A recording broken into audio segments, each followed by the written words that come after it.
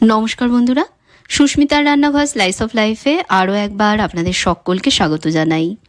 পটল দিয়ে একদম ঘরোয়া সুস্বাদু আরও একটা দারুণ মজার রান্না তৈরি করে দেখাবো আজকের পর্বে, যেটা থাকলে গরম ভাতের সাথে আর অন্য কোনো পদের প্রয়োজন পড়বে না, শুধু এই একটা পদ দিয়ে খাওয়া হয়ে যাবে।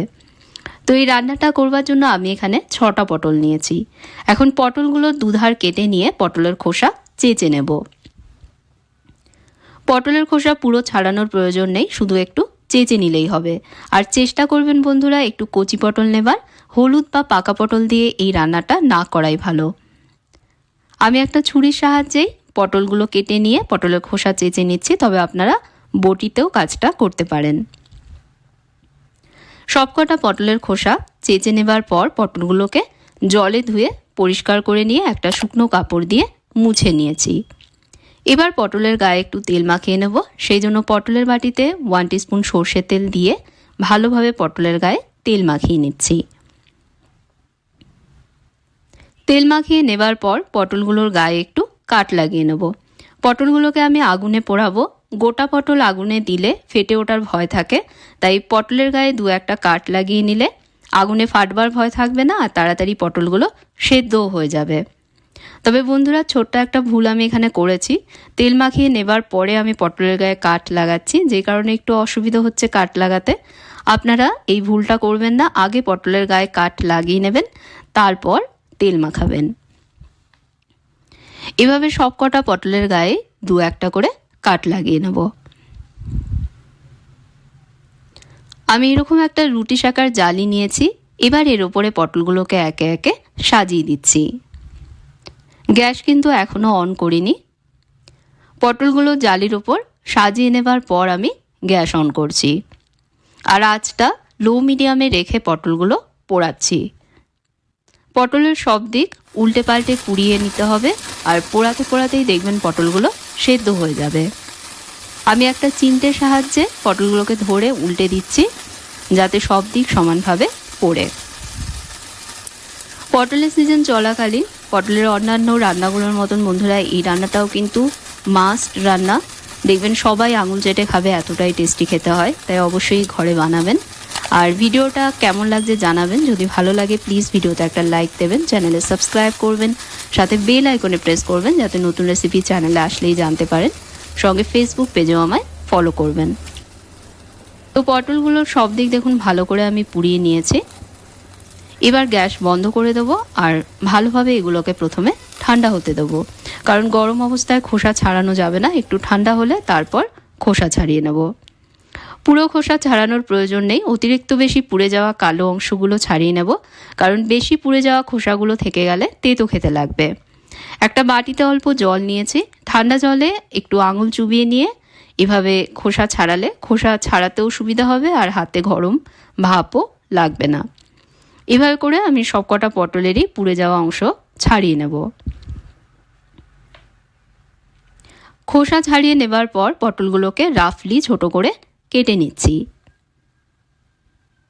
পটলের ভেতরে যদি হলুদ বীজ থাকে তাহলে সেগুলো ফেলে দেবেন, কারণ এই বীজগুলো অনেক বেশি শক্ত হয়, খেতে কিন্তু একদমই ভালো লাগে না। আমি হলুদ বীজগুলো ফেলে দিচ্ছি। টোটাল 6টা পটল নিয়েছি, 6টা পটলের মধ্যে 2টো পটলের বীজ হলুদ বেরিয়েছে। আমি হলুদ বীজগুলো ফেলে দিয়েছি।